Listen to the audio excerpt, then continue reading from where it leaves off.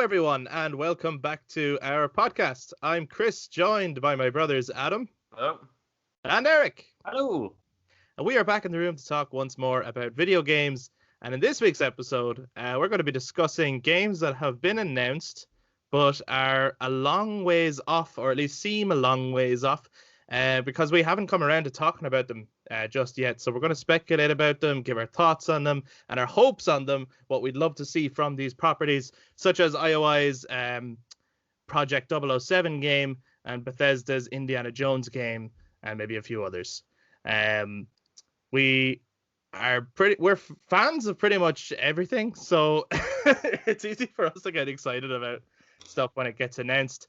But these are games that there was a lot of interest around them. We actually didn't get around to discussing them ourselves, so we thought now would be a good time to jump into talking about all of these announced projects before we know anything about them, really. And if you're interested in these games, then you can jump into the conversation too. If you're watching the YouTube, jump into the comments down below. Let us know what you think about these games, what your hopes and thoughts are for the projects before we find out any more about them. Or if you know stuff about them, maybe you've got some insider information, you can let us know.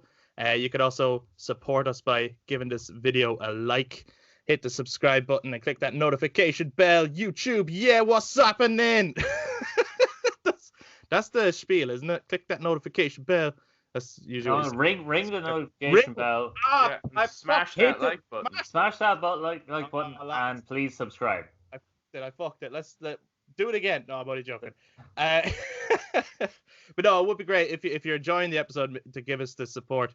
And if you're watching us on audio platforms, Spotify, Apple Podcasts, Google Podcasts, wherever you like to listen to us, you could touch base with us on social media, Facebook, Instagram, and Twitter at The Brothers Take. I should just record that once and insert it. Just insert and it insert it. with the Microsoft Sam voice. Just yeah. You should support us. It's like, yeah. Would you feel sorry for us if it was the Microsoft Sam voice? Would it make you want to listen to us more? I think you should do it like one of those charity ads. Please donate a like button and a subscription with a notification bell to this channel if you want to see. Many Bothans died. You guys remember that, the Darryl Breen joke? I went to see him live, and when he was setting that up, I knew it was coming. I was like, oh, I know exactly what he's talking, because he's mentioned Star Wars, and I know exactly what he's talking about. As soon as he said it, I laughed so hard. But I was laughing before anyone else in the room was laughing, because I kind of knew it was coming, and like people were actually turning around and looking at me, like, what the fuck? Because he was only setting it up. He hadn't actually said the joke yet. The many Bothans died to bring us this information. He called her an absolute ham. He said this ham of a woman comes on the screen. It's fucking terrible. Anyway, we're not here to talk about that. We're here to talk about everything that we just said we would talk about. So without further ado, let's talk announced stuff.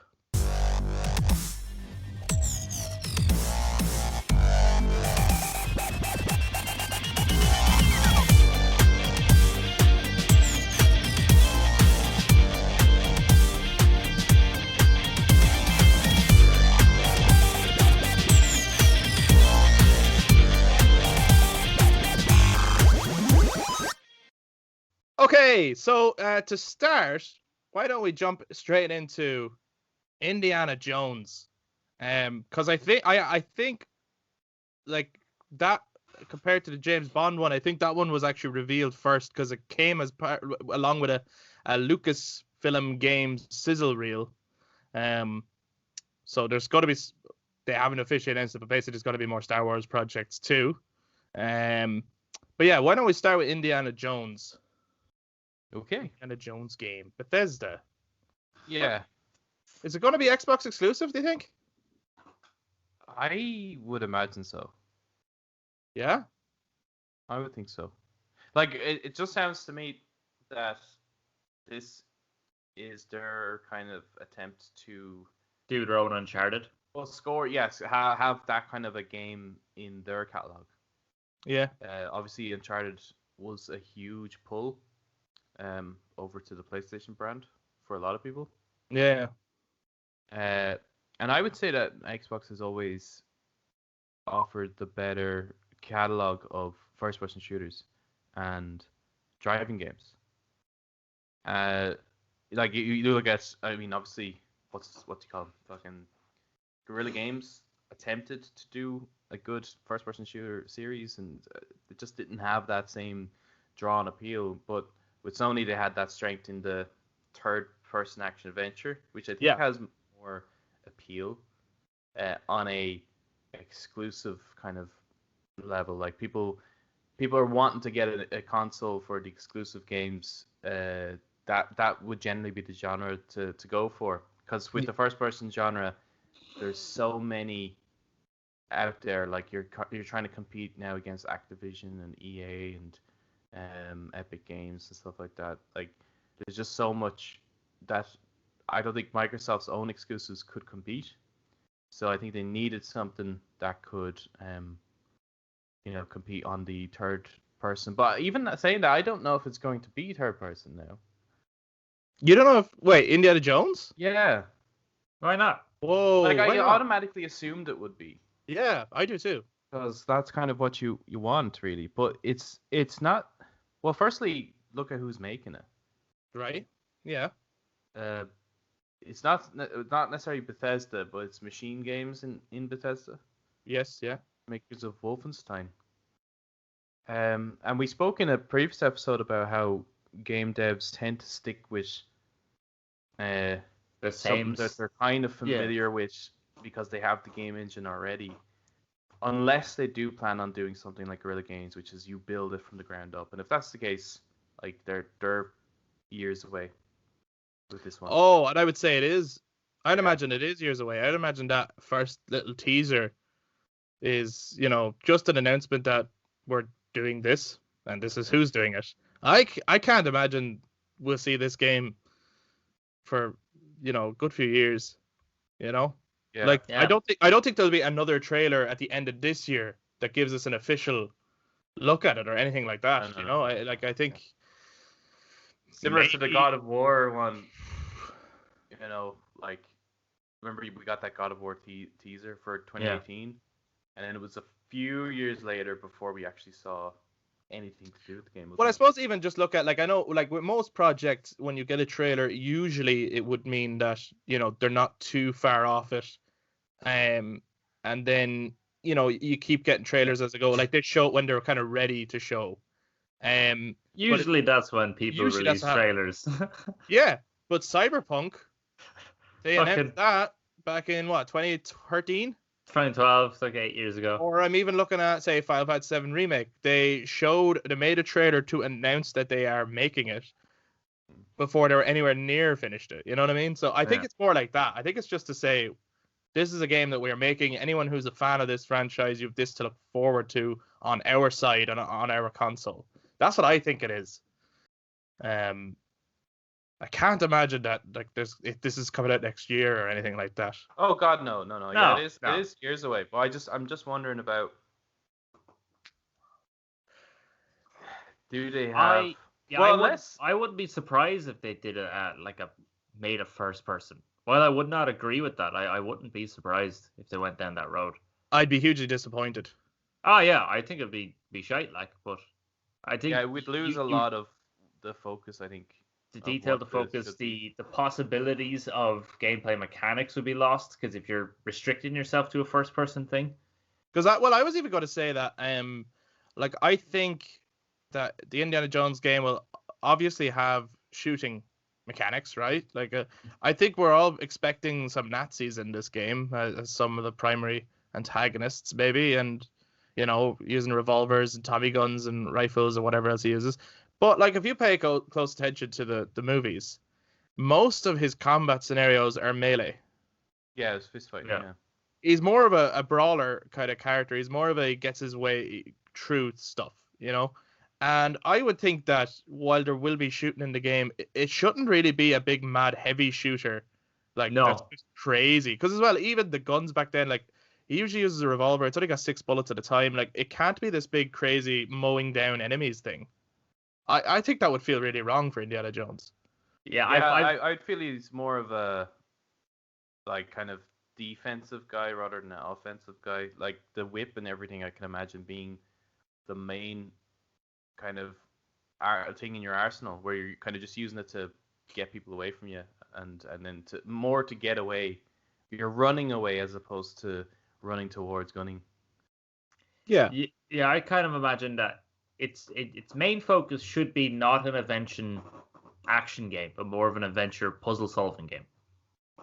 Oh yeah, I think I would agree. Like, yeah, like most of the focus should be on the puzzles. There should be action in it, of course. But I feel like the best approach would be like if there was, let's say, like the group of Nazis. Let's say it was a military base and had a group of Nazis with soldiers. That like the best approach for it would be that you have to sneak, rather than going in, shooting and blowing stuff up and everything, because it's just no doubt that there's going to be cinematic set pieces thrown in here and there. For sure.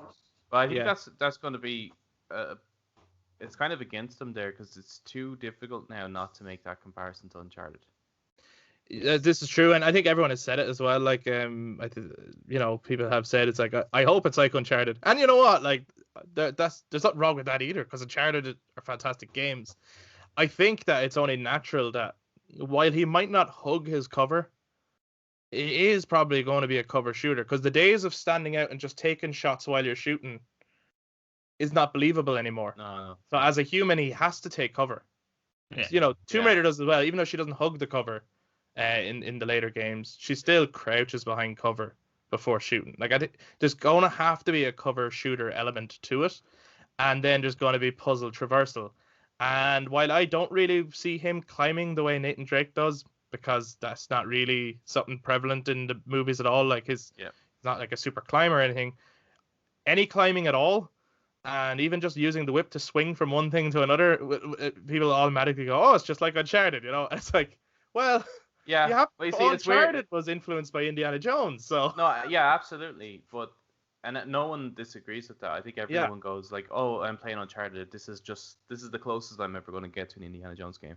What's missing, like, what's important about what they captured in Uncharted was that they got the like over the top cinematic kind of sequences, like the plane sequence is just like, or even the convoy chase sequence. I mean, that's straight out of the first Indiana Jones, like. Yeah. And it's the brute as well. There's always that big guy that comes along. You have to do the fist fighting with him and stuff like that. Yeah, it's classic. So it's not that, like, Uncharted doesn't need the character Indy to make it feel like an Indiana Jones game, because it has everything else. Yeah. What can this game really offer that Uncharted hasn't already? And I think that's going to be difficult for them to kind of establish this as its own thing. It's always going to now be compared to Uncharted, just like with the latest Tomb Raider games. And it's not like, oh, it needs the set piece either, because it's a lot more to Uncharted than just, oh, there's like, oh, I grabbed this thing and it falls. Like, it showed that with Tomb Raider, that kind of stuff got tiresome. By the way, is that a Hoover in the background, or? Oh, sorry, no. Just, For a second there, I was like, it sounds like some alien ship or something. I forgot. No, you're right. Like, it's gonna have a really hard time setting itself apart. So maybe it shouldn't worry about that. In a way, you know what I mean? Because no matter what they do, it's going to be compared to Uncharted.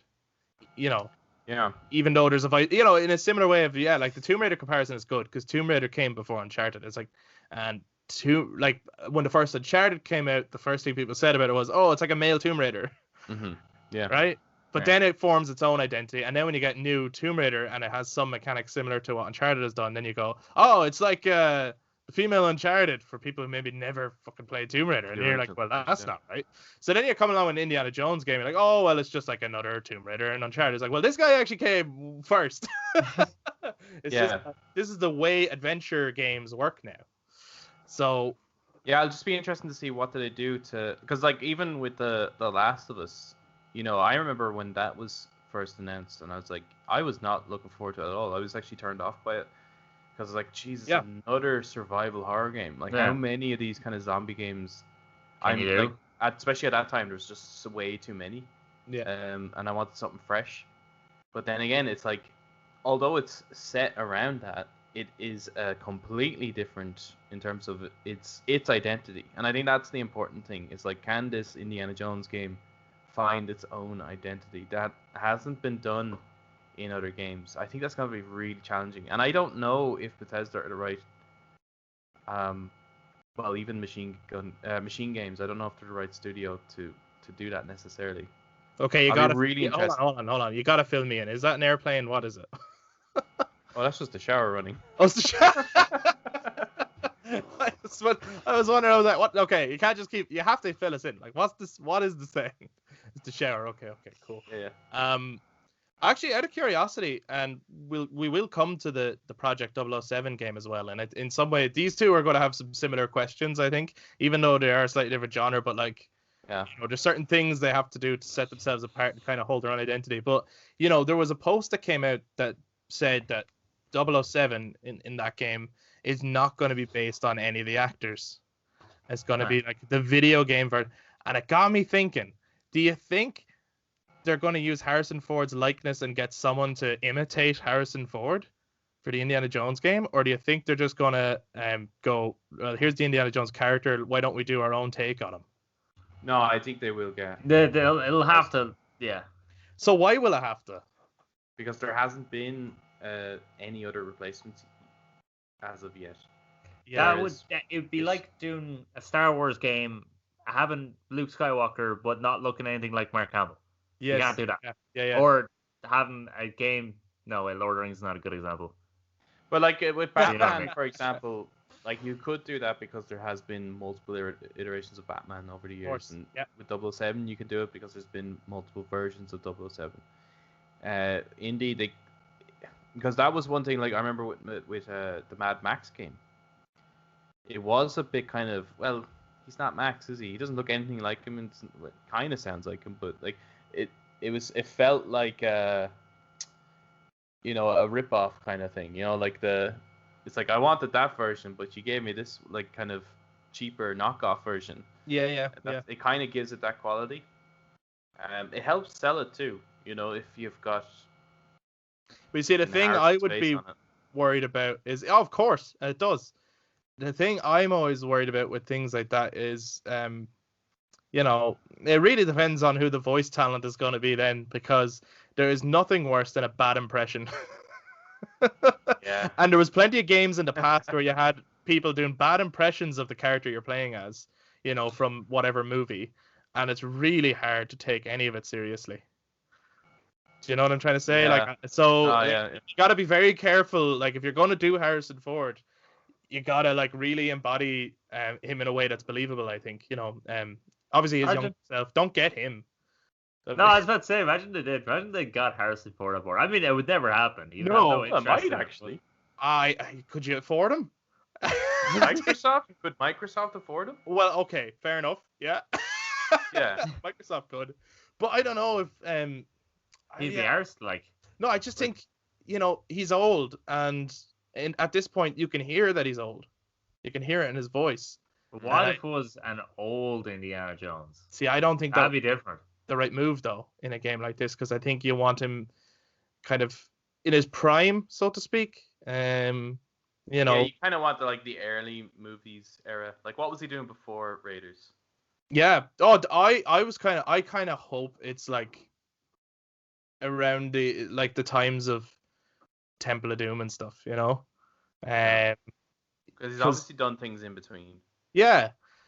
But and that's the other thing. I feel like Nazis will be in it because they're kind of his primary antagonists in most of the movies. But I do hope there's like some weird fucked up shit too, because I think Temple of Doom is the best Indiana Jones movie. I don't know. I think most people like Raiders more, but I always prefer Temple of Doom. It's scarier, it's weirder, it's bizarre, like. But it's really dark as well. Like, it's kind of, like, just that imagery always stuck with me when I was younger. Like the Kalima thing, taking out the guy's heart and it burns as he goes into lava, and they're all praising that and drinking blood and brainwashing Indy himself and taking children as slaves. Like, it's really a messed up. What I liked about that one is that, like, even from the beginning of the movie, Indy's a bit of a he's a jerk. Yeah. Yeah, absolutely. massive He's a jerk. jerk. Whereas in first one, you don't quite get that. I think you get the more exploration of who Indy is from 2 onwards. But you can kind of see though that Drake is an awful lot like that character in many ways. I Yeah. think even in terms of how they're going to portray the character, I think they have a real challenge on their hands with this game. They do, but you kind of have to embrace it as well, because if you go too different, the complaint's going to be that's not Indiana Yeah. Jones. Yeah, I know. It's not that this isn't like I imagine that this is going to be pretty damn good, and they're going to do a really good job of portraying him, and that's fine. It's just, so what if you do a really good job? Like look at Tomb Raider, the one that you were playing, the Shadow? Shadow of the Tomb Raider. Yeah. I mean, you gave that praise, but like just because it did a good job, the thing is that it's not different enough in order for it to get market appeal. Well, then I wonder if the era is what's going to set it apart. Maybe. You know what I mean? Like big set pieces, but in that era, and with that kind of technology, and I think as well if they that could be embraced some, because I like some of the things that if they got like what Tango Games did with the first Evil Within, that they tried to get some of the like the really widescreen and the noisiness of it to make it feel like a noir kind of movie a bit. If they can kind of embrace some elements to make it feel like an old film, Yeah, like yeah, that I could be think really so. cool. Like things Some like that, really that could bad, really set it obvious apart. CGI in the background. Class. Yeah, when you have that, Yeah. the And all the characters sounds like as clearly in well, the like studio. because you get on Raiders when the plane is, the engine's going in the. Oh no, it was in Temple of Doom when the engine is going. They're about to Right. crash the plane. Yeah. It's the sound of the hyperdrive failing from the Yes, Millennium that's Falcon. right. Yeah. So if they use all the Yeah. sound bits from like the Lucasfilm stuff, like Oh, that as definitely. well. Yeah, they have to. Like, yeah, I think the key is to embrace the time era and the feel of the movies. I think that's the key to it. Yeah. To making this it's not going to ever be non-comparable. Like it's not possible to make it non-comparable. But it could set itself apart in that, well, that stuff is not like, maybe even do an airplane Spitfire battle, and that's something that's not in any of the other games, or just embrace that kind of stuff that you could pull off that's not in the other ones. Him in a kind of a warish area as well would be very different, because you're already put in a location and era that's completely different than what we've seen in the likes of Tomb Raider and Uncharted. Like similar to like in Death Stranding, when you're actually going through like the World War II kind of battlefield. Yeah. And that would be very obviously dangerous as well. Like you can imagine it'd be fairly similar to like in The Last of Us when you're trying to run away from the guys that are searching for you when you're just beyond the wall. So you're sneaking, but it's not just like the usual. Oh yeah, I wait for him to move, and then no, but there's literally war going around you, and you just can't be spotted, or you don't want to be shelled. That would really set it apart too. Yeah. Like, we haven't got anything like that in the other games. Yeah. No, really, like I think embrace the era is the key, and then after that, Easter eggs and things that people want to see from Indiana Jones. Like, yeah, I'd love Short Round to be in there. I love Short Round. I think he's great, and the idea of him I think it's only briefly mentioned in the movie, but he tried to rob Indy. Yeah. And that's how Indy found him. That could be a good maybe their first adventure. Well, not necessarily their first adventure, but like it was something to do with him. I can't remember. Is he Chinese or Japanese? I think he's Chinese. So I think it was to do with the Japanese invading China. Oh, that could be cool. Killed his parents, and that would be a really cool setting. That's a different side of the war as well. Yeah. And you could have when he actually comes across this kid. I think that could be really cool. I would really enjoy it. I think as well it would be nice just to have a moment, nothing long or nothing like going on for ages or anything like that, but because I want to really embrace the character, and he's also, as well as being this adventurer who fights Nazis and cults, he's a professor, and it would be really cool that there's a point in the game before the grand adventure really kicks off that you're walking around the university maybe and just being in his office, and there could be little like Easter eggs and things, or the Peter Parker solving the things, but it's like a chalkboard. You're trying to solve them. Okay, that's not what I meant. I That's exactly what you meant. You want to do some homework. You see, I was gonna try not make the comparison, but like in Uncharted 4. Yeah, but up in the attic, and you're just kind of looking at. I think something like that, because I know there's what is it? The dean of the college is a very good friend of Indy's as well. So, you want to include some of those characters. Could John Rhys Davies lend his voice? That would be fantastic. So what's his name? I never catch his name. John Rhys Davies. Son of Glory. Or would we see Indy's dad? Could he be in it? There's lots of characters that could make an appearance at some point in the game. Yeah. So yeah, I'm really interested in it. I hope it's good. But if it's an Xbox exclusive, it might make me end up buying an Xbox if it's really good. So that's I'm interested to see. I'm not necessarily. It's not a game that on my radar. I don't really care for it. All right. Just because there has been actually, I think. Okay, you bastard. Games with gold. I think Indiana Jones is out for that. There's an original Xbox Indiana Jones game. That's now the games you get every month.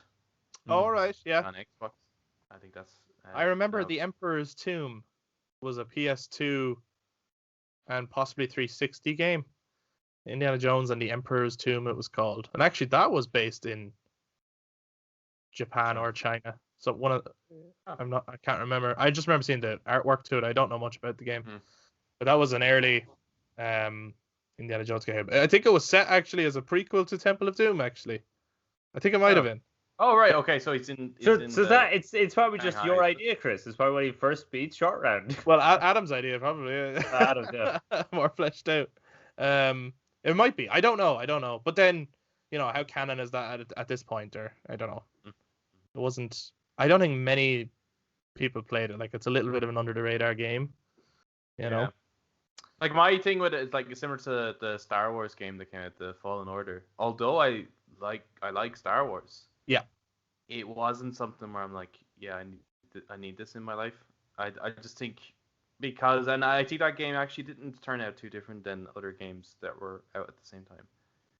I think it has a lot of similarities with other games. Oh, it's Dark Souls and Uncharted slapped together with Star Wars. For me, just putting an overlay of something isn't enough for me to be interested in it. But I am interested to see if they change. If it comes out with anything new, I'd be interested to see. But eventually they're going to run out of new shit, Adam. We keep saying that, but then they come out with new shit, Chris. So and you go, wow, this is so innovative. Yeah. No, well, that's true. I think we've been really, really spoiled over the years with some really impressive games. Yeah. So now we need some shit ones. That's what that sounded like. It's we've been spoiled. We don't need any more. Yeah. Just keep remaking all the good ones again. Just keep upping them. We're fine. They're amazing. Yeah. That remake idea, I'm all on board with that. Keep doing that. Megastar remake, make it happen. Do it. Yeah. Remake that, and then remake of that. It's great that the remaking the games works, considering remaking the films doesn't. Well, it's because the tech. Yeah, it's because they're able to do up the tech and do up the gameplay mechanics and everything. And I guarantee, I think the equivalent, if you look at FF7 back then versus now, is the equivalent of taking, I don't know, Battleship Potemkin, a silent black and white movie that was Russian, and remaking that now. It's I think you're obviously going to say that the remake is better. Could be kind of like the I don't know. Some people might be like, no, that black and white one's a classic and is amazing. Yeah, well, I suppose look at 1933 King Kong and Peter Jackson's King Kong. Despite the fact that one of them clearly has better special effects. Yeah. People, I don't necessarily would think say that the the original's better 1933. than. Some people would. I'm not saying everyone would. I'm not bashing Peter Jackson's Yeah, King but there's Kong. like, I think. There's a slight purist thing as well there. Yeah. There's like, Right. okay, right. There's your memory of it, but then actually go back and fucking watch the thing, like, and objectively critique it. Yeah. There are obviously issues with it, Yeah. And when am I getting my Never-Ending Story remake? That's what I want to know. that's weird. That's like, I'm surprised that Netflix hasn't done like a show of that shit. I am so surprised that someone hasn't attached Guillermo del Toro to that project. Yeah. To me, that is a match made in heaven that needs to happen. And someone, if you're out there listening, someone I bet you Del Toro as well, if someone handed him the rights to do it, he'd be like, yeah, I am interested. Because he loves fairy tale stuff, and especially the darker fairy tale stuff. So, like, it's a great movie, but you do watch and you go, can you imagine what some of this shit would look like if they did it now? Yeah. It probably And wouldn't do the Artax scene, but and he's he's a big fan of animatronics and stuff too. So that's the thing. Seeing what they could do with the new stuff. Like, I think the only thing that would probably be CGI'd just to give it more movement and more life would be Falcor. Yeah, and because the way it flies and the locations when you're doing aerial shots and stuff, Yeah, like the castle like stuff. that. Yeah. But you could still imagine that there's certain like the stone giant, you could still, or the big turtle, you could still imagine animatronics and models and stuff being used in places like that. As well as CGI. But drowning that horse, that's going to be real. We're going to get a real horse and we're going to drown it in mud. That's the only scene I'd be worried about, because I'd feel like they'd actually leave it out, that they wouldn't do it. Or they just make it, even though it's so important. Brutal. They make it way more traumatic. But anyway, before we move on from Indiana Jones, is there anything anyone wants to say further on it that they didn't get the chance to say? It was a lovely free shot of you there, Eric. It was one. It was a great free shot for you two, for me as well. Shit. There were both of you coming right up to the camera with your big smiles on your faces, and he just froze. Oh, we need one of those, like the end of like a sitcom. Yeah. But yeah, anything anyone wants to say on Indiana Jones before we move on? I hope action isn't. I hope it's not action heavy. Actually, I hope it's just puzzle heavy. Yeah, like there has to be action in it, but just really clever, well constructed, like fucking puzzles within well crafted terrain, kind of scenery and stuff, like with death traps and shit. Because I mean, I suppose the first time you're introduced to Indiana Jones is he's walking through a cave and he's pointing out all the traps, and then he gets chased by a boulder, which eventually ended up in Crash Bandicoot. You know what I mean? So I hope it's nothing like the ones from, I'm gonna say it, Skyrim. Take your drinks, folks. It's like it being Bethesda and all, but you remember like when you were going through one of the tombs and you like step on something, and next minute darts will like fly past you, but you're already gone, and you kind of go, what the fuck was that? yeah. I hope it's more like if something happens, there's like a quick time event, or you have to engage with the death traps in some way. Yeah. Or when you have like open the door with the puzzle thingies, and you just look and go, oh, there's the answers. Turn these. Okay. Yeah, you definitely want some clever, much more clever puzzles, because that's one thing that Uncharted lacked. That this could. Well, Uncharted was just climb stuff, and eventually the puzzles get solved along the way. That was it. Here's the thing: like I would imagine, like Nathan Drake is a clever character, right? But Indiana Jones would be more intelligent, I would imagine. Mm-hmm. He's an actual professor of history. He's really studied this stuff. It's not just that he's read up a few books and then he has all these mad theories from his mother or whatever. Like Indiana Jones really knows his shit. So yeah. To challenge him, like he's more of an intellect, so the puzzles maybe should be more intellectual or should be a little bit more challenging. And then I think death traps need to be a thing in it. They have to be. Like it's part of the whole thing. I think every single movie had trials in the temples or in the tombs. Yeah, because in Temple of Doom there was the ceiling coming down with the spikes and everything, which is actually a very funny sequence. Which was also in Uncharted. And in Resi 4. It was in Resi 4 as well. Wait a minute. There's something going on here. Oh yeah, no, like a lot of you can just watch those films and you go, oh yeah, remember that bit in Uncharted? I remember that bit in Uncharted. Like Uncharted is an Indiana Jones series. It's just starring a different guy. That's why it's so apparent, especially in the third movie when he's doing it's the convoy sequence, but he's on the the horse. Yeah, yeah, I love it. I love it. It's going to be a serious challenge, but I'm glad I'm not doing it. yeah. I wouldn't want to be the one making it because I haven't a fucking clue how to make anything. Yeah. So don't ask me. Okay. Anyway, moving on. Right. To and I think this is appropriate actually. Well, actually, I don't know which one to go to next. Yeah, screw it. Let's go for Indiana Jones as a character first came about when Steven Spielberg and George Lucas wanted to make their own version of a James Bond-esque character. James Bond is the influence. One of, not the only one, but So one what of the went main influences for Indiana Jones. No, nothing went wrong. They just wanted to make... Wow, harsh. It's like, okay, yeah, he hasn't had as many adventures. That's one thing. I do kind of wish there was more Indiana Jones movies. I feel like he could have gone on many adventures, but I suppose it was a thing of if they were keeping a Harrison Ford and he had to be available and he was doing lots and lots and lots of other movies at the time. Yeah. So that's the only thing. But so Indiana Jones is the result of that initial discussion of creating a James Bond-esque character. But yeah, we have an announcement of Project 007, which is what it's been called so far. Obviously, it will have a different name by IOI, the guys who make the Hitman games. We had a brief discussion about this off recording before, so we haven't actually talked about this with like the audience before. But yeah, what do we hope from this project? And do you think it's just going to be a Hitman skin? Is it just going to be a game? When we were talking about it first, I was saying that if they did take influences from Hitman, it would work based on the fact that so you're in James Bond, you go to a gala, you're wearing the tux, you know what I mean, and you go up, you can order the martini if you want to. That's an option, So if you're embodying James Bond, having multiple options within this sandbox room, within the sandbox style building, would be really good, because then you can use multiple gadgets to your own devices to then get past doors or get past people or scan a particular area. But now that you're saying Project 007, and you're saying that may not be the name, I'm kind of thinking, wouldn't it be cool if it was Project 007 and you're playing the origin of 007?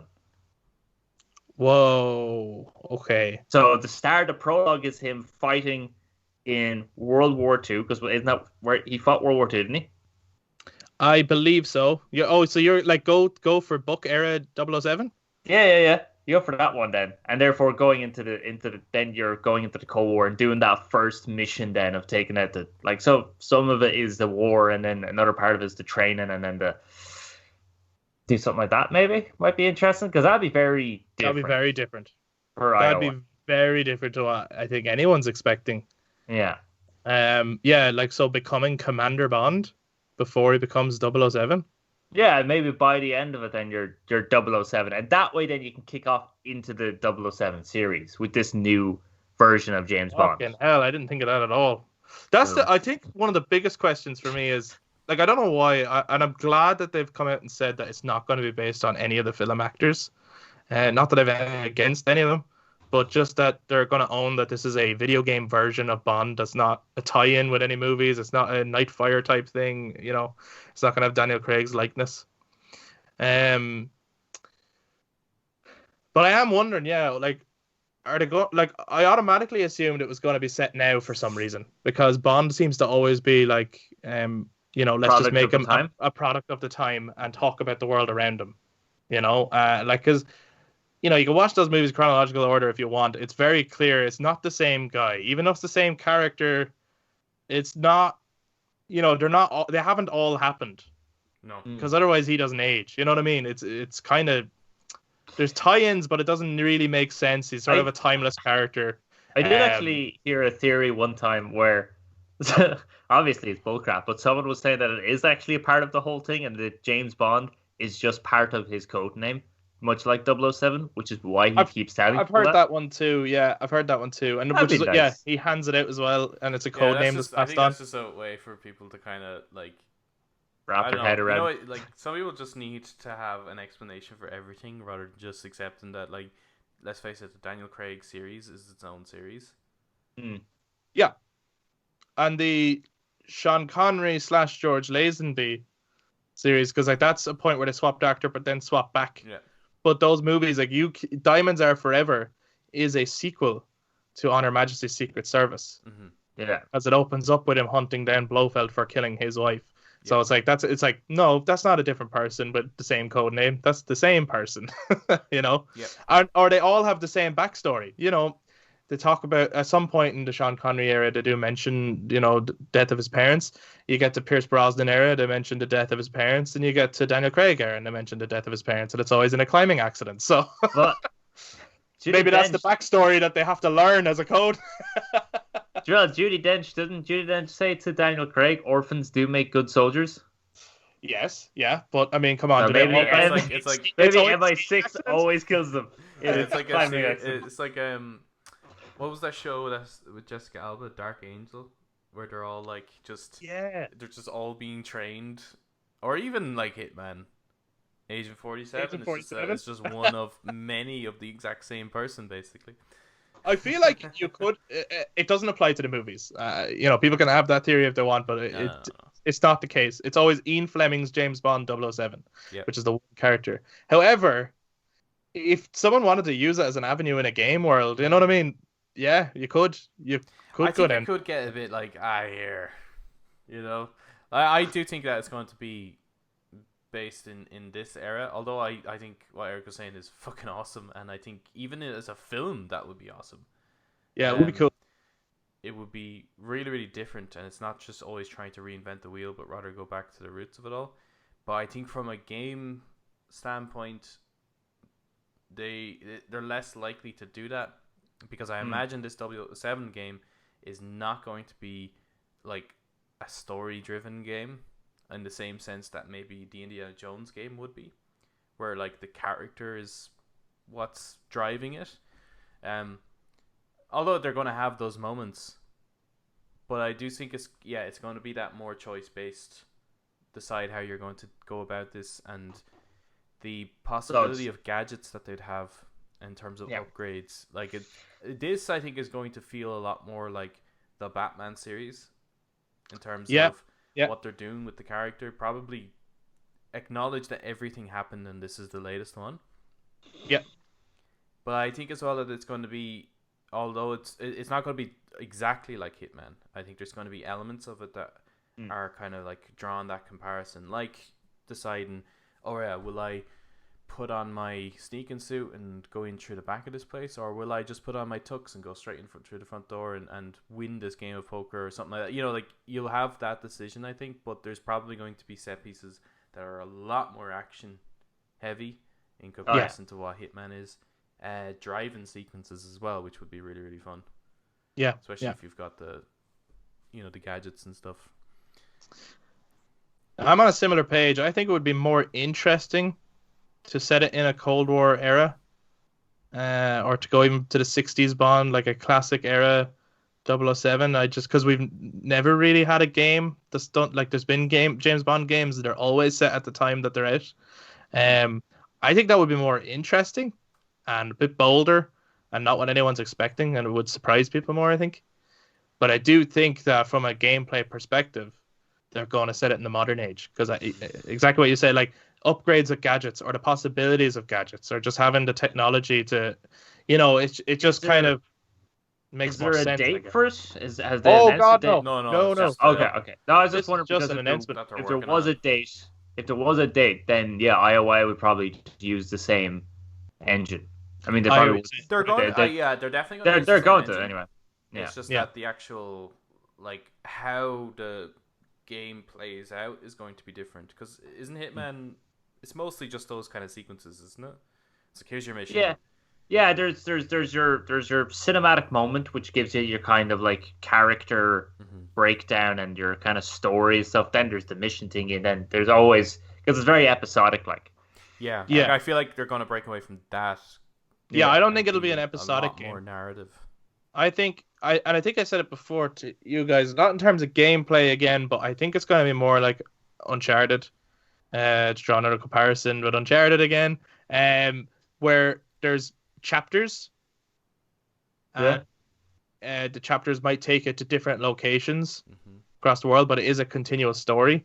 And in some of those chapters, it might play like a Hitman mission, where it's really open and you have lots of different options of how to go about it. Yeah. I do also think the Arkham comparison is a good one. Again, not playing like it, but in terms of using your gadgets to get by, really heavily, and also like acknowledging kind of the universe of Bond while telling a totally brand new story, and having like, I'd imagine there's going to be, because if you have the option of doing this and it's not a tie-in with any of the movies, so you finally have free reign to kind of do what you like and acknowledge the universe, you want to fucking throw in Easter eggs, don't you? Like finding old gadgets, like you know, like maybe the laser watch or something, or you know, the explosive pen, you know, or even things like maybe there's got to be, I don't know, fucking cool vehicles that you can unlock. So you know, who knows what you can go back to your hub, which is Q Branch, and see all the things you've collected.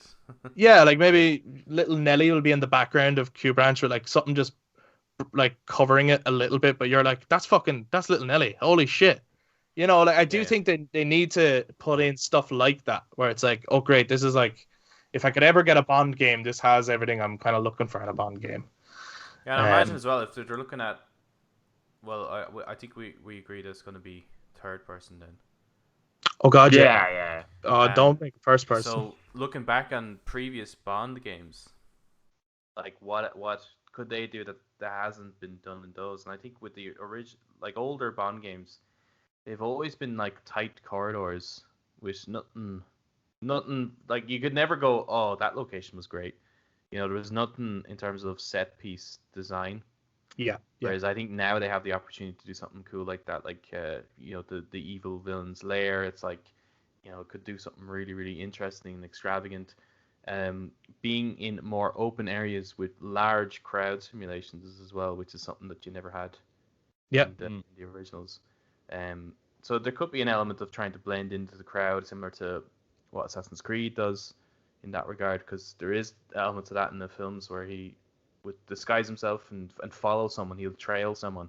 Yeah. And I think as well, if there is chapters that are, you know, there might be like chapters that are more linear in their nature, where like, you know, yeah, this is like a shoot 'em up kind of chapter, but this one is more open, and you know, you could take your time with it. You know, you really want to include some mini games there. You know, like Bond is a sporty guy. You know, you want to include, like, he could go to the backgammon table and start a game of backgammon, or he could go start playing a game of golf if there was a golf course. Maybe, like, I don't know how much you could include in it, but I don't want it to be like a GTA game. But yeah, you could take a note. He goes off and pays taxes and goes swimming in a pool. Yeah. No, but breaking the law. Yeah, but similar you could to take a note from GTA. You could, in terms of mini games. You could, yeah. It'd be like, it's Gwent kind of thing. Yeah. But like, even like, okay, so I'm replaying Final Fantasy VII Remake. It's like you got to woo the lady on the beach because she is the villain's mistress. So you have to, like, you know, there's like a gauge, so you have to swim right and just come out of the water in slow motion and catch her attention. Oh, you didn't do it right, so you have to go try it again. Get that gauge up. You wore the wrong swimwear. Yeah, that's it. But no, no. In 7 Remake, like, there's very linear chapters, and then there's chapters that have side quests and things. And like, you can go play darts, you know, and it's a mini game at that point. And once you leave that point, you'll never get to play darts again. Like, no. So that's kind of what I mean. I think there needs to be moments like that. Like, if you're in a big casino, you should be able to go and play at that table, but you don't have to. It's just a fun little aspect of the game, maybe, you know. But it should definitely, I think it would make a difference. Yeah.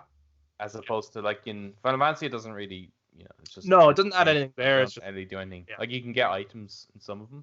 Yeah. But if I was to, you know, at a casino, it's like, if I'm playing the game, well, it would draw attention, and perhaps that would get me to another area in a different way than, or I could Yeah, go like about it a different way. maybe if you're trying to, you need to get the attention of some guy, right? Yeah. Like you need to get an audience with him. And there's a couple of ways you could do it. You could use your gadgets to like break in and interrogate more violently. You could play at the table because you learn on his dossier that he's a big fan of that game, and you might get to play with him then, and then you can interrogate him as you're kind of chatting away and smoking as Bond used to always do in the old ones, you know. Yeah, there could be like different, or you could go talk to the mistress, so to speak, and maybe get information from her instead by trying to like interest her and get her alone, or I don't know, like Yeah, but I'm thinking that if you had that as well, that there should be like an essence of, if you're doing like, because if this is a casino area sort of place, this would be one of those open zones, therefore Yeah, multiple options. Therefore, there should be a sense of like Hitman. All right, going to compare it to Hitman, it's the same company. In Hitman, if you go to particular places in your location, you can find out. I get a clue, which could lead you to an objective, which then could lead you to being able to assassinate your character quite inconspicuously, or getting you close to them. So if you do that sort of thing, or you go around, you listen, you eavesdrop on conversations, or you read files and stuff, could unlock things like, oh yes, you know this guy isn't gambling, but this particular game seems to draw his attention more, or you have to win this amount, and that will grab like. Or if you're wanting to talk to the mistress, right, she's into this, and this. So as long as I remember that and bring those topics up in the conversation, yeah, like at least... remember that was in the mission in Mass Effect 2 comes to mind there, where you had to talk to and you had to draw out this Asari killer, and you had to remember the things she was interested in, and if you lost her interest, you just lost her. The game continued, and you just had to kind of live with that. You know, those kind of things could But I also really think make as well, special. like apart from just so like with Hitman, it would be like you do the things to get the specific tasks, but with Bond, it's like, okay, why does he decide to play the poker game or something, or the backgammon, rather than sneaking in? Well, for Bond, it's because he has an ego. Yeah. He wants everyone to see that he's really good at it, but he also wants the guy that he's going to defeat to know that he can beat him in every area. So I'd imagine there's probably some sort of like a meter thing that kind of builds up. You know, when you're doing missions and certain things, there might be like, if you complete certain tasks, you get 3 stars at it or something like that, right? Or even in like Infamous, the way you can do good tasks and you can go up, or you can do bad tasks and kind of go down. But not like a You say like an ego meter? It's something like that, where it's like wow. you do certain tasks. Like, so if you get it up to within a certain range, it's like perhaps Bond, almost like, remember in, what's the game with Sam Fisher? Sorry, Splinter Cell. Oh yeah. You know when he builds up his thing and he becomes like a fucking badass, like, and you can just take out a bunch of people. So similar to that, where like you're building up his like his ego meter, which becomes his Deadeye from like Red Dead, that he's able to do something. Where it becomes something, but if you go too far, you end up endangering the mission, and it becomes. So you have to find that like balance, you know, and it's not like you endanger the mission and it becomes like, oh, you failed, but rather it changes the circumstances, and you know, you can imagine M then saying like, you know, constantly getting onto you for like bringing your fucking ego into this because you're constantly wrecking the mission. But there is a payoff for if you can try do that, because it would be realistic for Bond. You spend ego points on your skill tree. Yeah. to unlock new gadgets. That kind of mechanic, like similar to that's in kind of Mad Max a bit as well, where he kind of can build that thing up. It's in character. I think that's what's important, is that whatever the game mechanic is, it matches the whatever the personality of the character is. What's his drive? Yeah.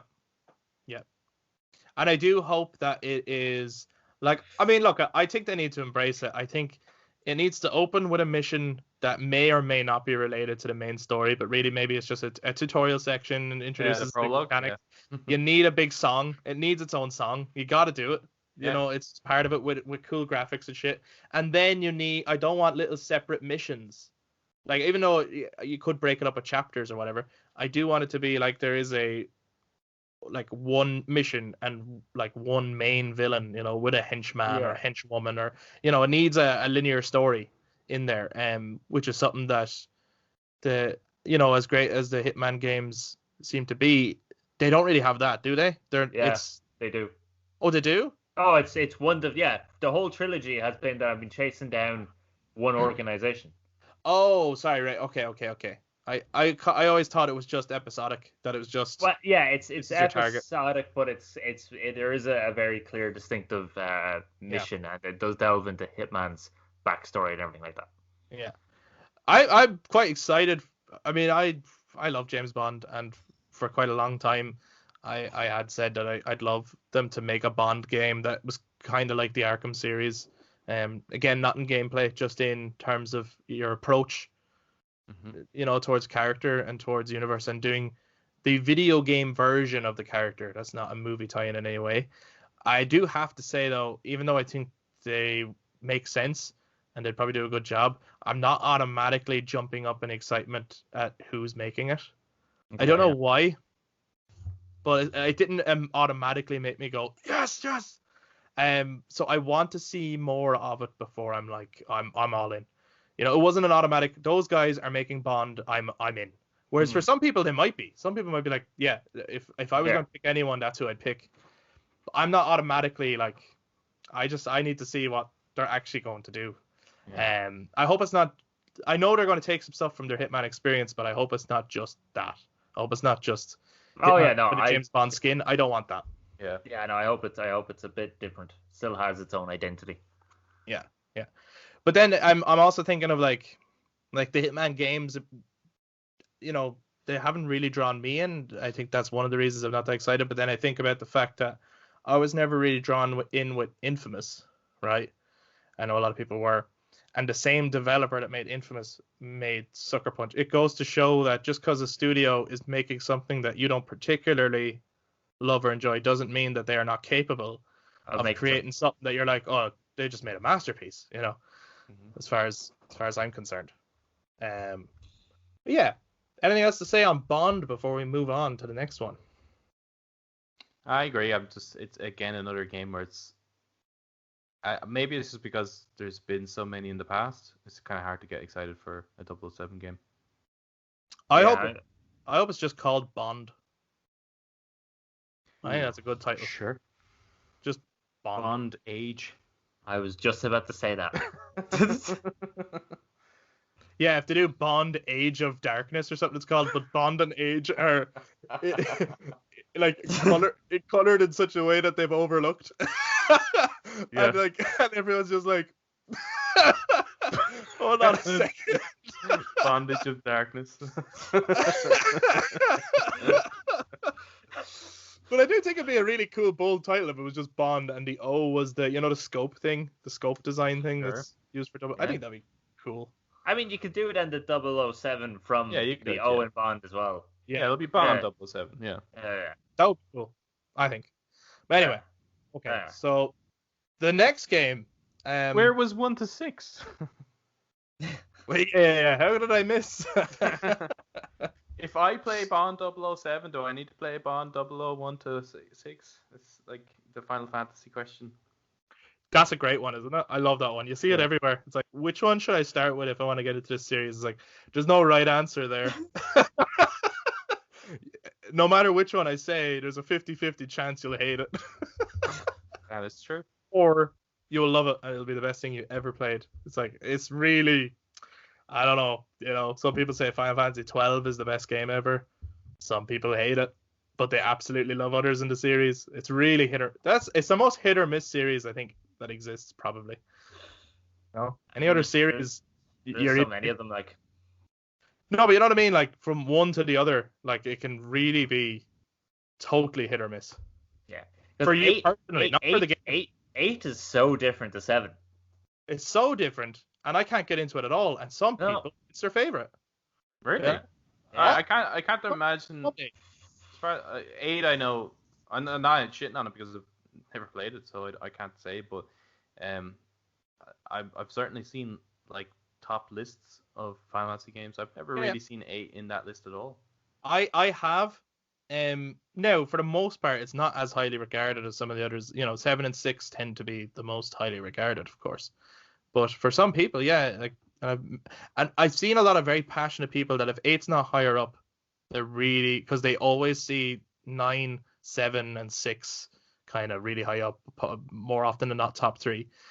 You see some very passionate people say, I'm sick of seeing, the love for 7. 8 is so much better. It's so underrated, and you do get people that are so people have different tastes. So. exactly. That's what I'm saying. It's hit or miss. Not the game's hit or They miss have really shitty tastes, but for you. But, okay then. I was being more open. Right? Okay, so well, next to say game. that they don't like 7, Chris. Come on. Come on. Best game ever made. Yeah, that got remade. Did 8 get remade? No. Yeah. They had to ask for a remaster. Like we never did. Yeah. No, I mean, nobody even asked. 3 generations of console. We've never asked them to get remake that game. No. There wasn't like letters and petitions and possibly death threats, was there? I hope not. But there possibly was. Anyway. The next game we're going to look at is there's not much on it, but it's been kind of officially announced. Is it official? Well, it seems to be, and I mean, you don't make a post like that without basically saying, yeah, there's one coming, like, So there was a post that came out. I don't know who's the original source on it. It got shared around a lot, but that the next Tomb Raider game is going to bridge the Survivor trilogy with the original games. They've been saying that for the last 3 fucking Survivor games. I know, but they're saying that this one is going to be. So, I mean, maybe it's a fake source. I don't know. It came out. Fake news. There's obviously going to be another Tomb Raider game anyway, but what do we think about that as a statement, or what do we hope from it? That has me more excited than like everything that we just talked about. Okay, I can't say the same. I'm excited for sure. Okay, right. If they're doing this. Yeah. She gotta wear the shorts and the tank top with the round sunglasses, and she gotta use the 2 pistols. Okay. Otherwise, you're not linking the games together. I'm not as strict on all those points, but but definitely the round glasses. Oh yeah, them too. The pistols. What did you say? the round shades. I think we're only like 1 game for like 1 costume, but for some reason it came to have mind. You know what? I actually think that the way like the first game kind of ended with the 2 pistols, and it was supposed to be like now she's there, and then for some reason they abandoned that, and I don't know why. Yeah, I do think the 2 pistols should be like the main weapon of the new game, and the aviators could be a nice end of the game thing. Just put them on. I think that could be a cool image. But I wouldn't make it like a permanent costume thing. That's totally unnecessary. They're useless to her when she's raiding tombs, like. But absolutely. I think they should also go back to the polygons. Real PS1 fucking graphics. But what I'm hoping for, just so that we're not like fucking taking the piss here. What I'm hoping for, and the reason I'd be looking forward to this is because like I didn't get Shadow Tomb Raider, even though like it's there downloaded on the console. I just haven't played it. I played a little bit when it first came out, and I was like, no, this isn't Tomb Raider, and that's my issue with it, is that this isn't Tomb Raider. And I was like that with Rise as well. After when I'm playing through Rise of Tomb Raider, I'm like, why does this feel like Modern Warfare 2 to me or something, right? There's something about it that just kind of completely gets away from what was established in the first one. Yes. Which is why I think 2013 is the best of that trilogy. I would agree, yeah. I would agree. Is that it establishes character, and it's not just about, oh, we need more people to kill, and, more shooting and more weapons and more traversal. It's like that's not Tomb Raider. Like in the first one, she didn't have a choice. She had to kill all those people. But it doesn't mean now we need to up the stakes and have like armies to go against. So I'm hoping that with this bridged game that they realize that when we're looking at the original Tomb Raider, it's about tombs. It's about actual puzzles. The whole level, not just a sequence, not just a room that you have to solve. The entire level is a tomb, and the enemies that you're fighting is because they're trying to kill you. They're parts of the tomb. It's not armies of people like after the same thing or something. You just happen to Kind stumble of like across. the jaguars and stuff like Yeah, that. That just yeah, they're just there. Yeah. And I'm hoping that it bridges that feeling. Like I want to basically get to 2013 and the 90, was it 96 or 97? I want to get those two Tomb Raiders and just like where's the piece in between that gets us to that really confident temple raider. So I'm not excited. I don't want anyone to think that I'm not excited because I like the Tomb Raider games. And yeah, very recently played Shadow Tomb Raider and loved it. Even though I do prefer the first one, and I think you're right. Like it's fun killing people, but yeah. no, but Lara Croft is not Rambo. You know what I mean? not That's the Rambo. comparison I was drawing. I was like, oh, this is great. It feels like Rambo. I shouldn't say that if I'm playing Lara Croft, right? But anyway, that's besides the point. So I am excited by the news of it, and I hope that it makes them stop and think and go, okay, if we're going to make her, how do we do that? Yes. It gives an actual like bit of homework nearly, or it gives a sense of focus. I would imagine if that's the aim of the game, then it means that it's like, right, this has to feel like that character by the end of this. It has to, I think or we fail. One thing they really need to focus on in this one, because they didn't really focus on it that much in the Survivor trilogy, is her embracing her home heritage and wealth.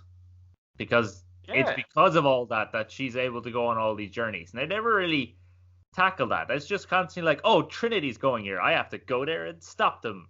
Yeah. I think do away with Trinity. Oh, yeah, no, well, Drop that shit.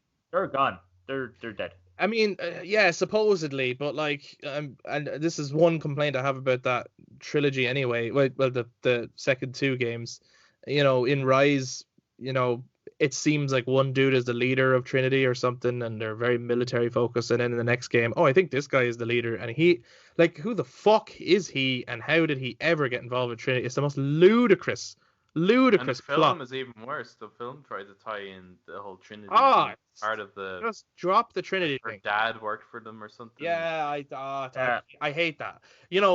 Each game should just have its own self-contained enemy, I think. Yeah. It should just be related to what works for the plot rather than trying to that's like my her big motivation for raiding these tombs is because, well, one, she loves it.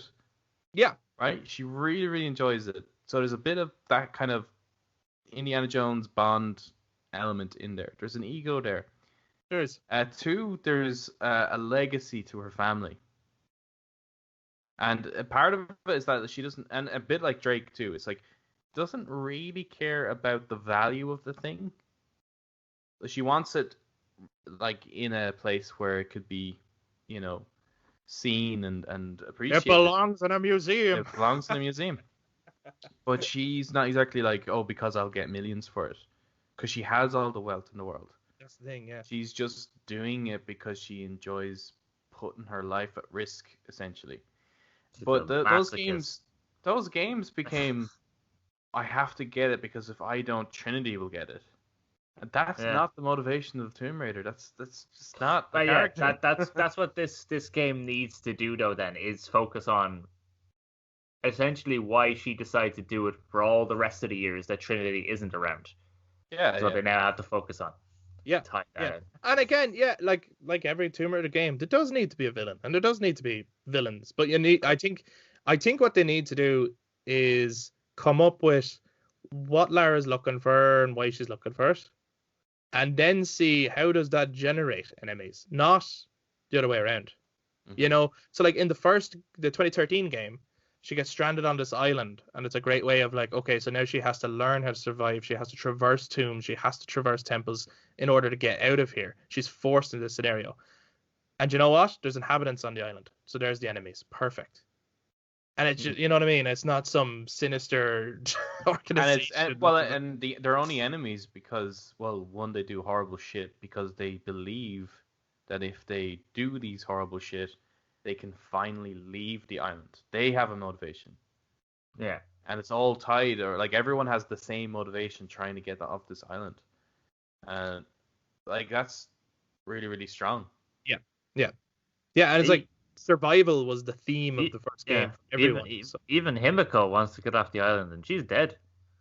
yeah, it's so strong. I suppose the thing is, So much like, strong. at what point do they drop the bow? Because I feel like it's not They immediate. don't have to drop the bow. They just have to not make it the primary. That's all. I think they need to focus on the bow being like you can use it, but it's more of a prop for puzzles. And I think the way of doing that is making the dual wielding pistols more useful in combat. Well, than there's the bow. that, and it's a silent weapon, so that it's not this constant like you're not Legolas, but if you're wanting to take people out silently, because silencers don't actually silence weapons the way they do in like games and films. You will fucking hear it if you're there. Yeah. Yeah. So therefore, the silenced weapon should be the bow, and then if all hell breaks loose, obviously switch to your dual pistols. Yeah. And as well, maybe make arrows. There could be keep the explosive arrows and stuff like that. So there's the trick arrows. That way you don't have to have things like a grenade launcher and stuff like that. But I think you could make the quiver smaller. Not to make it feel like a step back, but I think so you can't carry fucking 20 arrows at a time, so you're just laying arrows out.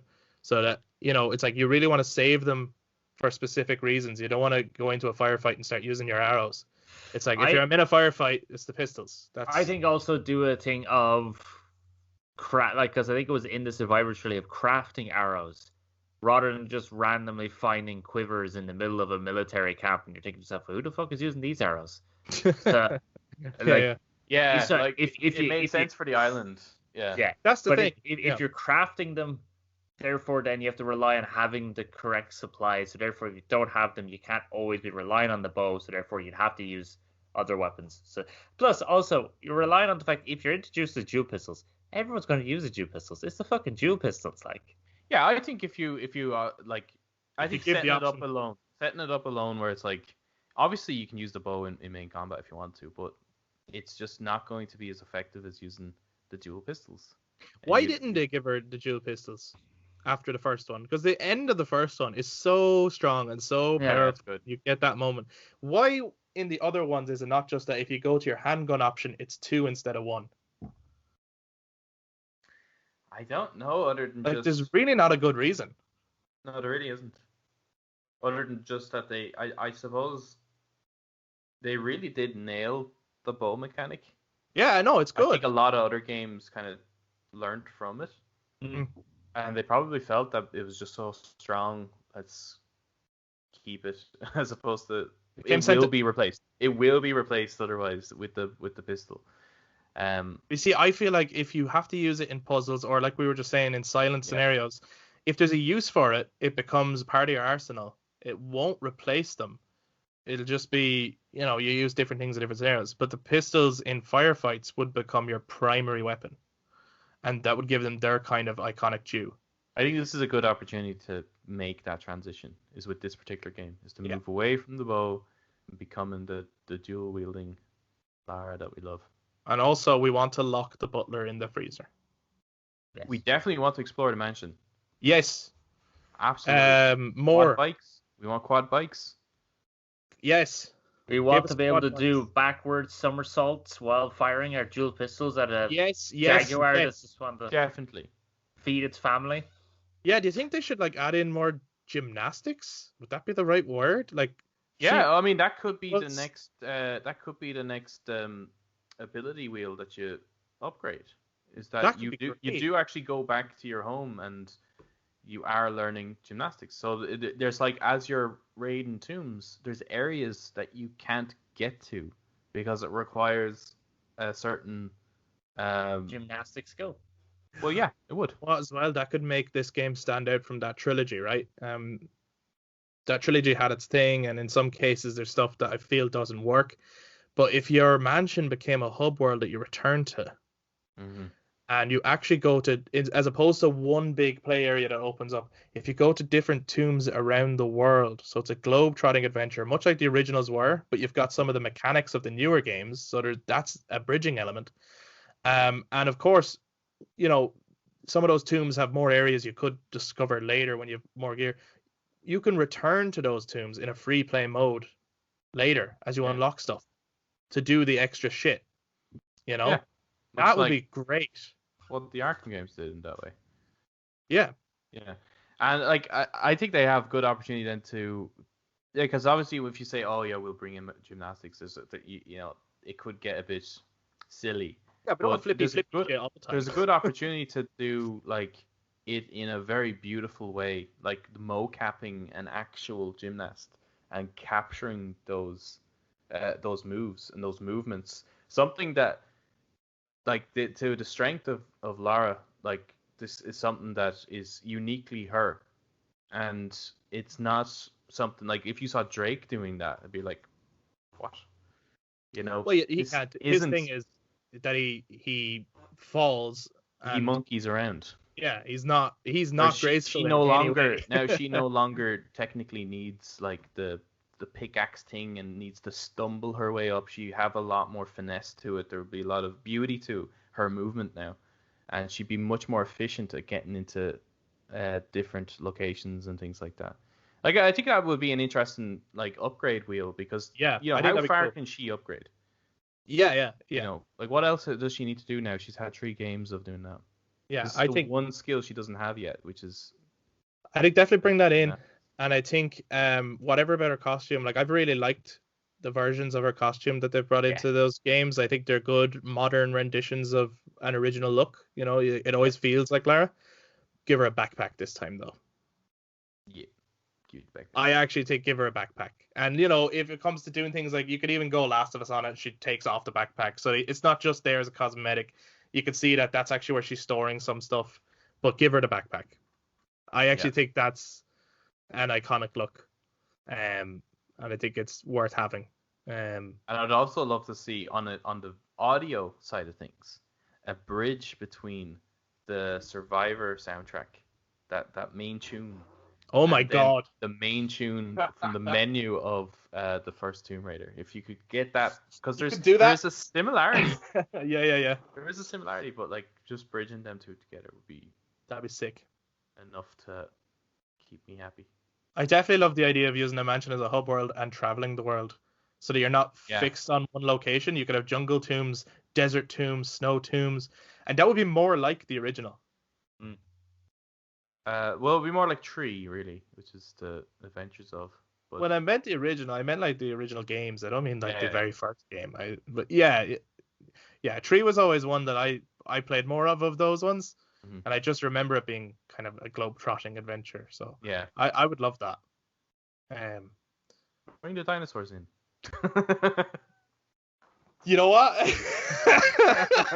How sick would that be though? Because like, I'm just even thinking, like, Eric, you know, Shadow of the Tomb Raider is intense. Yeah, it's pretty intense. So imagine dinosaurs with like King Kong a modern level of like intensity, like Velociraptors. You know, Jurassic Park's not Velociraptors. I mean, I think the T-Rex from like the first game is regarded as one of the scariest moments people have ever played. Like, because he just comes out of the darkness out of nowhere. You're like, oh fuck. Yeah, that's true. So, and you're kind of in this little valley, aren't you? As you're trying to like fight. Yeah. Okay, so we don't know when this one's coming either, but I imagine this one's probably. You know who's making it? Oh, well, I suppose it would be Crystal, wouldn't it? I'd say so, and I would say that this one, even though we haven't got like, you know, all we've heard is that apparently it's going to bridge the gap. I would actually think this game is further along than Project 007 and Indiana Jones, and that we'll see this one probably earlier than those two. Yeah, I agree. Yeah, I would say they're already working on it. Yeah, I'd say so. But could be wrong. But I just have a feel like, because they don't need to announce this early and get people speculating, because it's a follow up in some sense. But I do think that they're going to shake it up, and it needs different. It needs to play differently than those 3. Yeah, because that series, it never really did well. Well, I feel like they felt it on the 3rd one. Definitely. Yeah. where they were like, we put a lot of work into this, but it hasn't Way got too high much work, in praise. fact.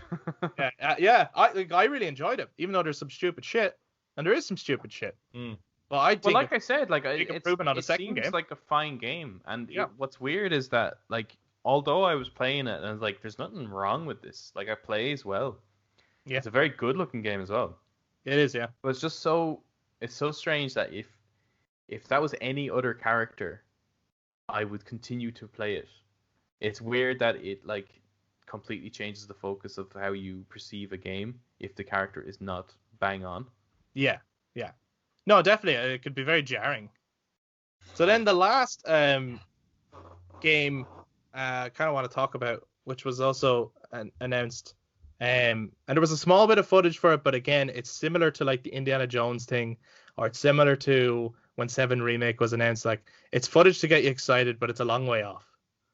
They've only really started this, and that is Mass Effect, the new Did we or not next discuss Mass Effect? Mass Effect game. No, not really, not in any great detail of any kind. Oh, we did. Yeah, I thought we did. Did we? It's hard to know what ends up in the episode and what does not. I mean, I'm all for talking about Well, it again, but it's I'm pretty more- sure. We probably have, but if there's further thoughts on it, I think now is a good time to speculate. You know, I mean, there's only so much we can say at this point, but Eric, take the floor. What are your hopes for the new Mass Effect? This is not, by the way, this is not the remastered Legendary No, Collection. because that's just going to be amazing. Oh right? yeah, that's what we talked about last time, wasn't it? Yeah, no, we talked about that before. Yeah. Oh, And did we we kind not of- also? I think we mentioned this at the same time, but not to any extent. Oh, okay. Right. My hopes for this. Whew. Oh fuck! Just to be the old ones. To be honest. Do it Fucking again. geez. Let's do it again. again. Just it turns out the Reapers are still around, and we gotta fight them again. Why not? Fucking let's. Oh Let's look, do it's that Sarah. again. Sarah Do is you back. want? Hold on. Do you want the Reapers again? I feel like they can't.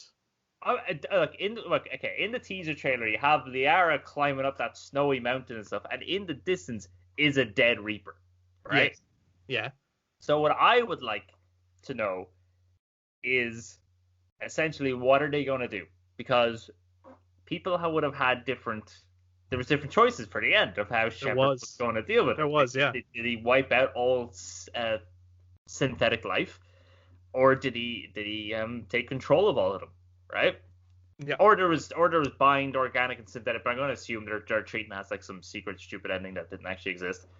So it'd be really interesting to see: do we get to choose at the start of the game what we did? Is there some sort of link to BioWare websites that allow them to know what we? Can I just say I have a feeling that they will either do that if you haven't played any of them and this is your first time playing it, they do something similar to Mass Effect 2, where through answering a few questions or whatever, you determine what choice was made.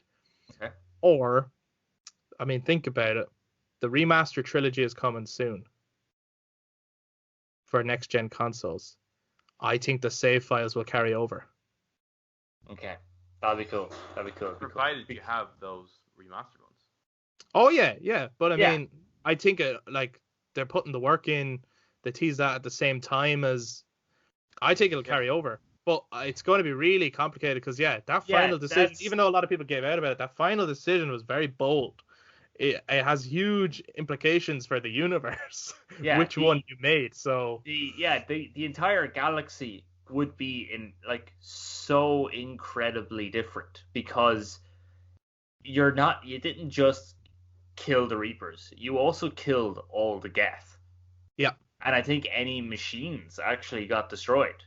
Machine life, wasn't it? It wasn't. All machine life was destroyed. Anything with machine parts were destroyed as well. Or is this not ships though. I think some ships end up going through like an EMP blast. So yeah, I think they're fine. Like they just have to fix it up. Like the Normandy does crash on a foreign planet afterwards because of the that was in the teaser, wasn't it? Was it the Normandy? Yeah, was that not it? Crashed on that. I didn't see the Normandy. No, because Shepard wouldn't have been on the Normandy at the end of Mass Effect 3. Yeah, no, but it wasn't Shepard in that trailer. No, but they find the N7 plate. So it's And- implying that they find the remains of Shepard in some way. On a frozen planet as well, I'm starting to wonder, is it that Shepard has been frozen? Yeah. I'm kind of Does thinking maybe he did or she Earth comes out of frozen? did Earth somehow become frozen in some weird sort of? Is Earth actually wiped out? Is this actually, to be honest, the end of Liara's life, and we're Earth- so far into the future? That's Oh, like Earth Ice Age kind of thing? yeah. I mean, it's the It exact could be same as anything. Mass Effect 2, because in Mass Effect 2, the old Normandy and your body is found on a frozen planet where Cerberus then rebuilds you. So it's kind of the same plot. But that could be a mission statement in they're saying, hey, we're going back to a similar feeling of Mass Effect 2, because look at That was kind of when Gareth we West. did Mass Effect Andromeda, it clearly turned out not to be the direction people wanted. No, but I am kind of thinking if they go for the whole Liara's older, because I think she's only about 200 or 300 years old. Now I say only, like that's really short for a Sari. Yeah. But if she's now like a matriarch, which is essentially the end of an Asari's life cycle. Yeah. So if she's like near 1,000, so she's like 800 years old. That's like fucking 500 to 600 years into the future. Therefore, any decision, if they were a bit worried about like how your choice would affect it, they could always go, well, everything was wiped out. Maybe Earth did enter a second ice age. And then they could take inspirations, because I've been watching a few clips from like Star Trek Next Generation. All right, yeah. And old Star Trek stuff, which kind of is reminding me of Mass Effect. I think it'd be really cool to go down that very political side, because I think that's what Andromeda was trying to be, but just kind of failed. But I always felt like there was a political aspect to the Mass Effect games. Anyway, Yeah, so it would fit right Yeah. in. Yeah. So it'd be interesting to almost see the next cycle of species that the Reapers would have affected, that now you've saved them, essentially. And are they bad? Well, some of them could be. Or Some of them could could something? I'm so curious as to what will be the threat of the universe, and will it turn out? Will you have people who go, "Oh, you know what? The universe would have been better off with the Reapers," or will there be like some cult who worship the Reapers as gods and they wish to bring them back from death? Or I don't know what it's going to be, but you need a threat that's maybe not worse than the Reapers, but it has to feel substantial. It can't just be like some gangsters or something. Like, it has to be something really substantial. And so I'm really curious as to how they're going to address that. And will it feel like a cop out to say, "Oh, you know what, we're going to do the Reapers returning thing"? Are the Mass Effect relays still working at that point? I think they might have been shut off as well. They can't do that though. Why is it called Mass Effect? What? Well, Like, they probably you're going to need it. They would have fixed them back up, like. But I'm Yeah, just saying you need them as a gameplay mechanic, or you just can't get around. Yeah. Well, not actually. If they take into account Andromeda, in Andromeda they developed technology for their ships to travel faster than light without the use of mass relays. So actually, I think the mass relays might have they did. If you choose, I think, any of the options, the mass relays will explode because they're part of Reaper technology. I think the right path for this game is to acknowledge Andromeda. Maybe not set at the same time or anything like that, but if there's certain developments that led to Andromeda, maybe acknowledge that those things are happening, or maybe there's thoughts or rumors of this other galaxy, or I don't know, but not to ignore, like, as if Andromeda never happened as a game. Yeah. Not to ignore the game. What's the confidence level in this Mass Effect game? I have a lot of confidence in it. And I actually. You asking us or just the general populace? Man, sure. If it's the original characters, like, you're gonna have the great banter and camaraderie that some other BioWare games, I think, are missing. So but I'm just thinking, but it's like, so is that what makes the Mass Effect games? I think so. Yeah, I don't. Yeah, I think it's regardless of BioWare's recent kind of how their games end up playing, etc. How the games end up performing, that wouldn't sour anything. I just think that they will have learned a lot. I hope. Or at least, hope they've learned a lot, that the game will work fine And as long as they keep the heart of the Mass Effect galaxy and universe, which is that it's all about community and camaraderie and coming together against for a common cause. I actually think as well that I think every studio is going to be seriously cautious about way more cautious about releasing games now. After what happened to CD Projekt Red. And I'm not trying to bash it. Like, in some ways, it's a huge shame the launch that Cyberpunk had, even though for some people it was, some people loved it. But, all that negativity and all that criticism, it's not good. But at the same time, it could be a massive blessing in disguise in a few years when people look back. Or curse, but it could be a blessing because not long after Warner Brothers moved the Hogwarts game by another year, they were like, "Oh, fuck this! We're going to take way more time on this. We're not pushing this out." Yeah. Well, there's the only ones. That plus COVID, but it's hard to know now whether or not they're going to be way more safe as well. So therefore, any kind of creative decisions that want to be made, all the bigger guys who have to put their money behind it are probably going to be like, nah, let's not. Let's just put this in. Like, emotes everywhere. That's trendy now. People love that shit. Yeah, but there's two sides. I want that Shepard. He dances, and we're going to have Shepard's actually going to be in Fortnite too. Let's put him in Fortnite. Yeah, it could be. Yeah, that could happen. But there's two sides to that, because there's two big things that happened in 2020, right, or as a result of 2020, in terms of the gaming world. You had two huge controversial games. One of them is Cyberpunk, and it's controversial because it's pushed out when it's not finished. And studios are going to be really, really cautious, I think, about doing that. I really think they will. Because it wasn't just a little bit of backlash. It was huge, and it was huge financial loss, and it was ridiculous. And it's like to a point where it's like it could ruin the fucking business for CD Projekt Red. Yeah. Trust is gone. They're getting sued. It's terrible, really terrible. The other thing is, you have The Last of Us Part 2, right? A lot of people disliked it. It is now the most awarded game of all time, purely for making creative choices, because that's the reason it got those awards, whether people agree with it or not. I think you have studios going to look around going, we get more awards if we're more creative, and we get less backlash if we're fucking really careful about when we actually release a game. Possibly. It's not going to work for every studio, but I just think, like, those awards, like, I mean, yeah, it got a lot of awards. I'd be interested to see, like, did it sell more? Did it earn more than, let's say, fucking, I don't know, Raid Shadow Legends on Bloody Mobile or something like that. You know what I mean? Like, these guys, the guys, not. Like, we're talking about EA here. That's why I'm kind of like, yeah, I know. It's a different. The way they think is different than the likes of Naughty Dog. Naughty Dog have specific values, and they're willing to push in order to get these values out in to be more accepted, and that's fine. That's their motivation. Because Sony is the one backing them. They don't really care about how much. They just want to make enough to be able to make the next game. That's what they care of. EA, on the other hand, they're like fucking. I know. Look, the worst. I've never been a fan of EA. I've bashed them before on this. I just have a feeling that because they were also brought to court last year over the whole FIFA thing and all. I think EA are at a point where they gotta have a serious It's like, oh, we need to be careful because we could be them. We're the next them. I think that this Mass Effect game could be. I think it's going to be safe. I think it's going to be very safe. And that could be either so safe that it's going to be boring as fuck,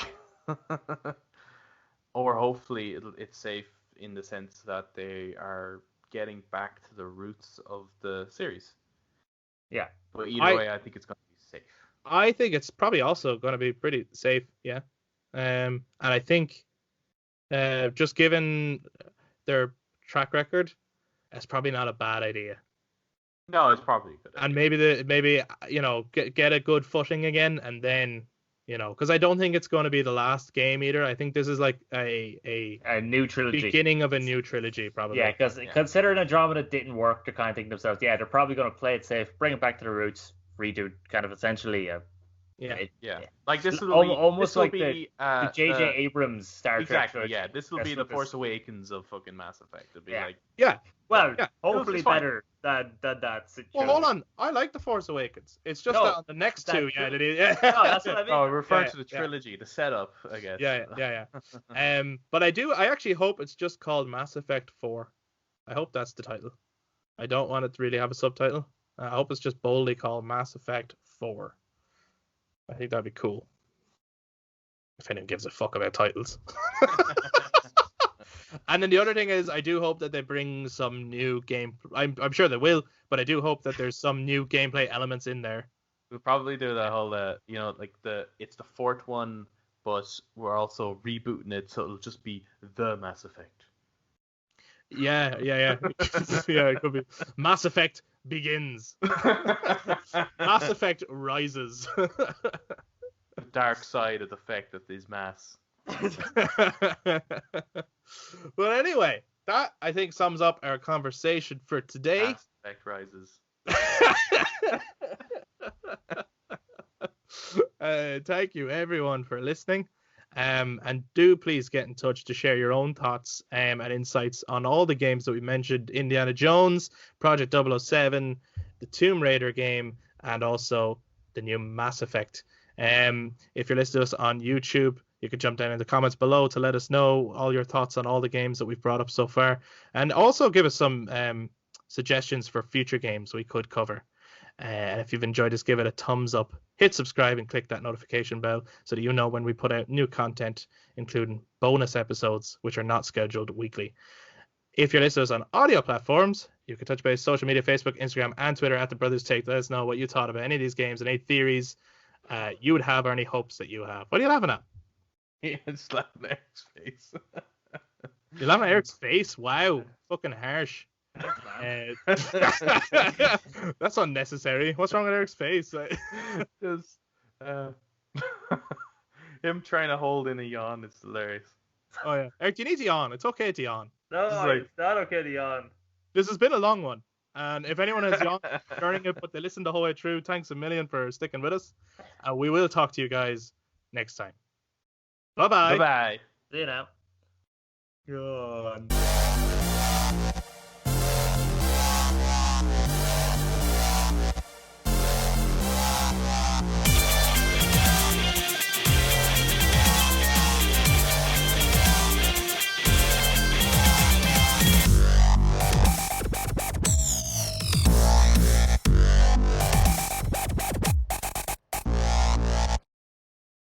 Just move closer to the mic there for a sec. Hello? 1, 2. That's not getting louder, is it? 1, 2. Hello. Oh, great. Yeah, it did there. Yeah. Yeah. Hello, darkness, my old friend. Yeah, Yes. that's perfect. Yeah, if you could just stay like this the whole time. Yeah, I'll just pretty, I'll just really be off screen. higher, doesn't it? Yeah.